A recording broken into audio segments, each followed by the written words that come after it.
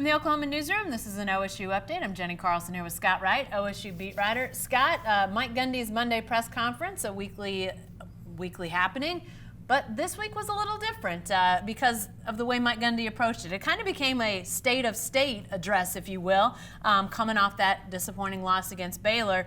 But Mike Gundy, pretty defiant in what he had to say about where his program is. Was that surprising? What'd you make of the whole experience? It was interesting because he's usually pretty laid back on Mondays, usually pretty reserved and calm. But he was more energetic, very passionate in what he was saying and what he was saying about Spencer Sanders and what he was saying about where his program is right now and where he believes it stands. He understands the fans' frustrations and the outsiders' frustrations. But he's asking for trust and to trust him to do his job and get this thing turned around. He wasn't angry necessarily. But he was very passionate and very energetic in his delivery. He was smiling, making jokes. This wasn't. I saw a few people describe it as a rant. This wasn't a rant. He wasn't just going crazy and griping and complaining. He was calm and within himself, but energetic, and it was very unique in terms of what we typically see on a Monday from him, or really in just about any press conference these days.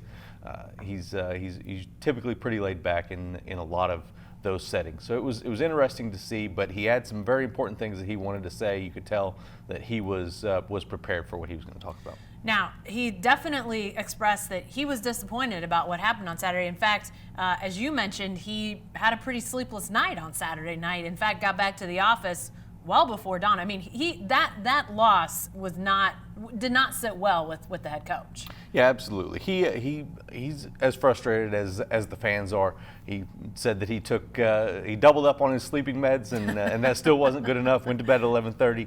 He was wide awake by 3:15 and back at Boone Pickens Stadium by 3:45. Said that the janitor handed him a broom because they had played so poorly the night before. So he's definitely bothered by it. He's trying to get it fixed. There are some things that are an easy fix, and some things that are going to take some time. You look at some of the things that Spencer Sanders is doing. He seems to be getting better in some of those areas, protecting the ball.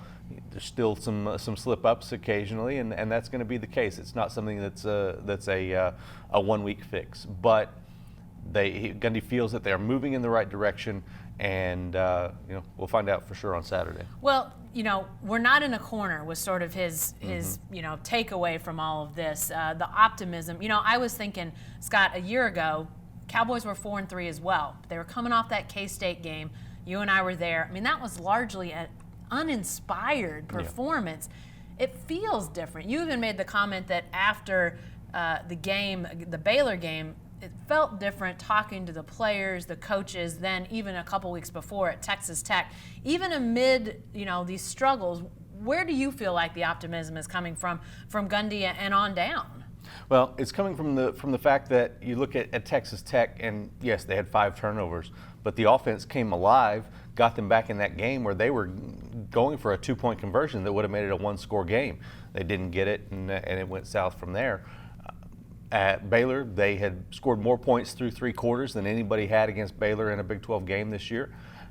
They had the lead in the 4th quarter before everything came off the tracks, and those are the things that create the optimism. It wasn't a case of, like the Kansas State game last year, going out and just being completely flat throughout the entire game, and even the defense getting overtaken by what was a pretty mediocre Kansas State offense at the time. So there haven't been games where they've gone like that for extended periods of time. They've had these isolated incidents that have turned into really significant problems that have caused them to lose a couple of games here. But you look back at the way they played against Texas. If the red zone offense goes a little bit differently that day, they have a chance to win that game. They played really well against Kansas State, and then obviously the Texas Tech and Baylor from there. So, they've got reasons to feel that they're growing and moving in the right direction. They've got to start showing it on the field. All right, we'll see what happens on Saturday. Got to go to Iowa State and try to get things turned around. We'll be not an easy task for anyone. Be sure to stay with the best coverage team anywhere at Oklahoman.com every day in the Oklahoman.